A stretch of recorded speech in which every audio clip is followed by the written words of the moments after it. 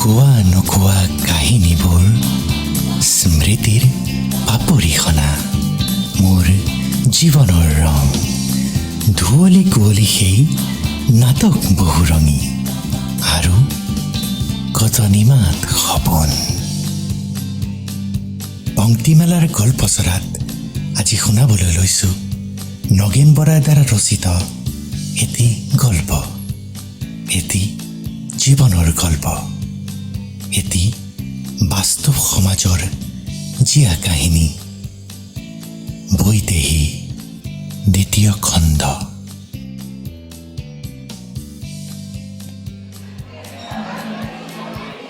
খুৰা আজি দুমাহমান আগতে বিশ্ববিদ্যালয়ৰ এখন ছেমিনাৰত আমাৰ কলেজৰ শিক্ষয়িত্ৰী গোটৰ প্ৰতিনিধি হিচাপে মই আৰু চহৰৰ আন কলেজ এখনৰ অন্য এজন ডেকা প্ৰবক্তাক প্ৰতিনিধি হিচাপে লগ পাইছিলোঁ। প্ৰাথমিক চা চিনাকিৰ অন্তত তেখেতে মোৰ ব্যক্তিগত ঠিকনাও লৈছিল বন্ধুত্বভাৱে। আমাৰ চা চিনাকি তাতেই শেষ বুলি মই ভাবি লৈছিলোঁ। কিন্তু পৰৱৰ্তী সময়ত ডেকা প্ৰবক্তাজনে পৰিয়ালৰ যোগেদি বিয়াৰ প্ৰস্তাৱ আগবঢ়ায়। আমাৰ পৰিয়ালৰ বিবাহযোগ্য প্ৰথম কন্যা হিচাপে মা দেউতায়ো কথাখিনি আগবঢ়োৱাত সন্মতি জনায়। কথামতেই প্ৰথম পৰ্ব দ্বিতীয় পৰ্ব আদি কেইবাটাও পৰ্বৰ সামৰণি পৰে। মই মৌন হৈ থাকিলোঁ আৰু মোৰে মৌনতাই সন্মতি লক্ষণম বুলি ধৰি লৈ মা দেউতায়ো আগবাঢ়ি গৈ থাকিল। বিয়াৰ দিন ধাৰ্য কৰা একেবাৰে শেষৰ পৰ্বটোৰ কাৰণে অহাকালি তেওঁলোক অহাৰ কথা। আজি ৰাতিটো যেন মোৰ কাৰণে অগ্নি পৰীক্ষাৰ দিন।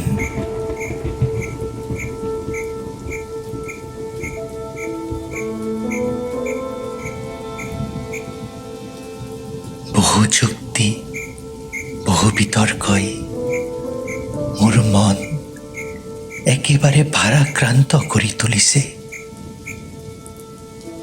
এফালে মোৰ চকুত ভাহি থকা কন্যাদায়গ্ৰস্ত মাৰ সজল নয়নেৰে শুকান মুখখনি, গুৰু গম্ভীৰ চিন্তাত মগ্ন হৈ বাৰণ্ডাত বহি থকা মোৰ দেউতাৰ মৌনতাৰ সেই মুহূৰ্তবোৰে যেন মোৰে অকাট্য যুক্তিবোৰ ভাপৰ দৰে উৰাই নিব খোজে।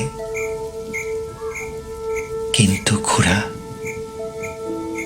মোৰ সপোনবোৰতো আছুতীয়া ৰং আছে, যি ৰঙৰ দলিচাত মই মাজে মাজে খোজ কাঢ়ি আত্মবিভোৰ হৈ যাওঁ। অকল সুগন্ধি বিলাই নিজে পুৰি পুৰি ধূপ হ'ব খোজা নাই মই। অকল মা দেউতাৰ সপোনক বাস্তৱত পৰিণত কৰিবলৈ গৈ অহাকালি ময়ো নাৰী নিৰ্যাতনৰ বলি হৈ টিভি বাতৰি কাকতৰ শিৰোনাম দখল কৰাৰ ইচ্ছা মোৰ নাই। আজি যেন মোৰ সঞ্চিত সকলো কথা ক্ষোভ উজাৰি দিয়াৰ মন গৈছে। কিন্তু খুৰা, মোৰ সেই শুভ লগনৰ সেই দৃশ্য আগতীয়াকৈ চকুত লৈ ফুৰা মোৰ মাক কি সতে কওঁ যে ছোৱালী চাবলৈ অহা তেওঁৰ ভাবি জোৱাইৰ চকুত প্ৰথম দিনাই মই প্ৰেমৰ সলনি সৰবৃদ্ধ মোৰ দেহটোকে দেখি মই শংকিত হৈছিলোঁ।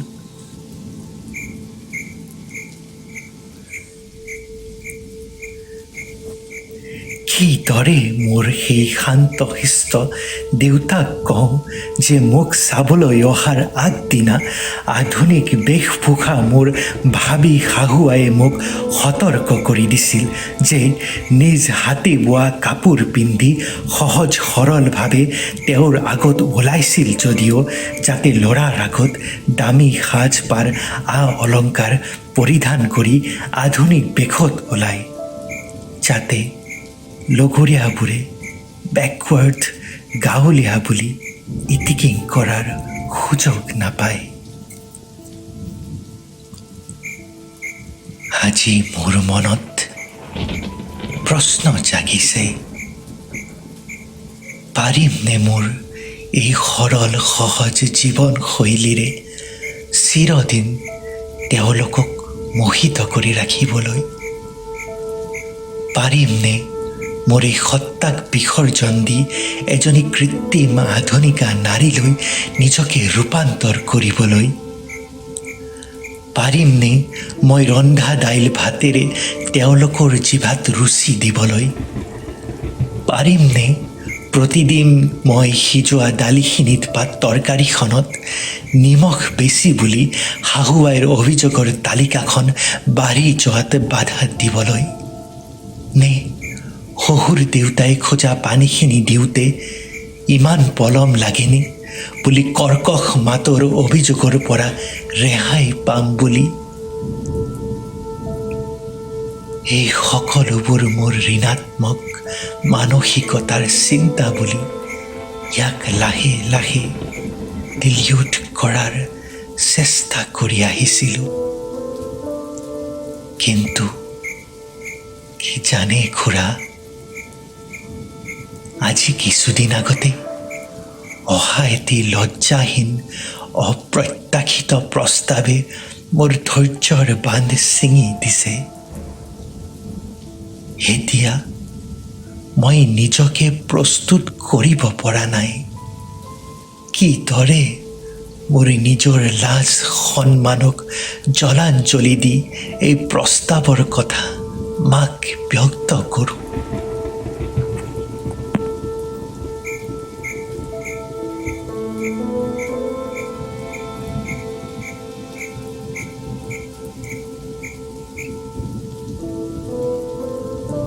কিহতে কওঁ মোৰ মাক যে তোমাৰ ভাবি যোৱাই ভোগবাদী সমাজৰ এজন নৈতিকভাৱে স্খলিত যুৱক? কিহতে কওঁ মোৰ দুখনী মাক যে তোমাৰ ভাবি যোৱাই কেইদিনমান আগতে কাজিৰঙালৈ গৈ দুনিশা এনজয় কৰি আহোঁ বুলি দিয়া প্ৰস্তাৱৰ কথা?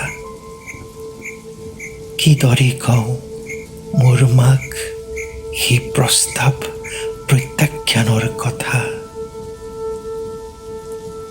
কিদৰে প্ৰশ্ন কৰোঁ মোৰ মাক যে কেৱল জৈৱিক তাৰণাত ২৪ ঘণ্টাৰ দিনটোৰ এঘণ্টাৰ সাময়িক দৈহিক সুখৰ পাছত দিনটোৰ বাকী ২৩ ঘণ্টা তোমাৰ ভাবি যোৱাইক কিদৰে সুখত ৰাখিম?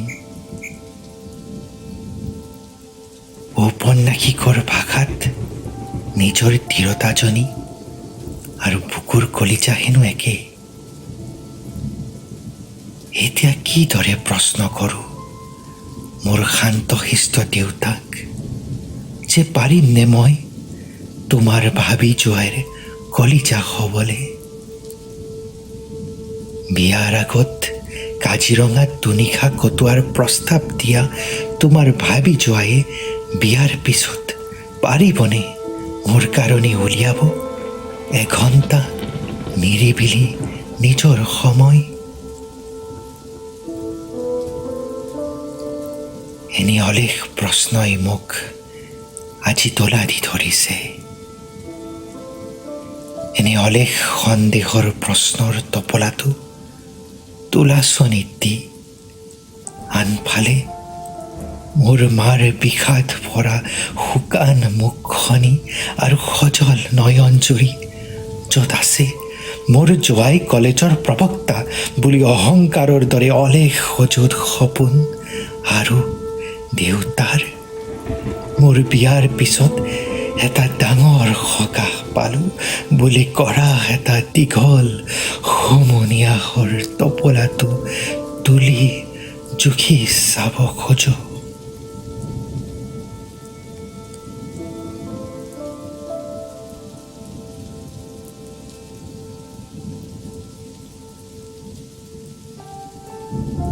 কিন্তু উচ্চ শিক্ষিতা তথা কলেজৰ প্ৰবক্তা হৈও সামাজিক ব্যৱস্থাত মা দেউতাৰ পৰোক্ষ বোজা। সেয়ে বাৰে বাৰে মা দেউতাৰ টোপোলাটোৱে অধিক বোজা বহনৰ ইংগিত দিয়ে। মই হাৰি যাওঁ, কাৰণ মই যে দুৰ্বল। কিন্তু হঠাতে আজি যেন মোৰ যুক্তিবোৰে পুনৰাই উক্তি উঠিছে। অন্তৰাত্মাই বাৰে বাৰে কৈছে, বৈদেহী, তই সঁচা কথাবোৰ কৈ দে।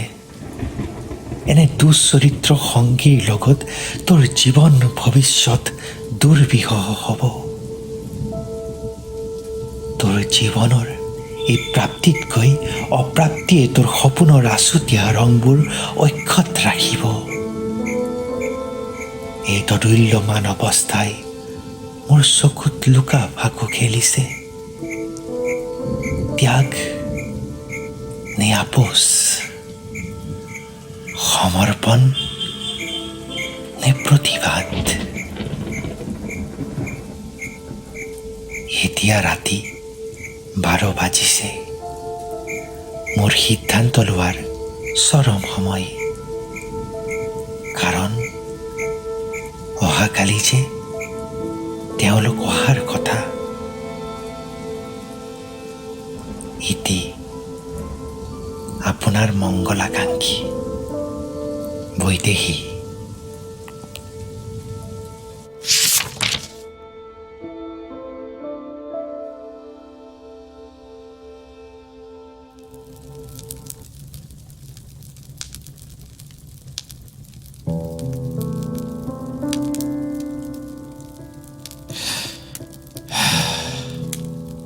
হঠাৎ মোৰ অনুভৱ হ'ল যেন মই এখন ঘোৰ অৰণ্যৰ মাজত সোমাই পৰিছোঁ। এটা হিংস্ৰ জন্তুৱে যেন মোক খেদি আহিছে আৰু মই নিজকে বচাবৰ কাৰণে এটা অন্ধাৰ সুৰংগৰ মাজেৰে প্ৰাণ তাকি দৌৰিছোঁ। কেৱল দৌৰিছোঁ, অকণমান পোহৰ বিচাৰি, অকণমান নিৰাপদ ঠাই বিচাৰি।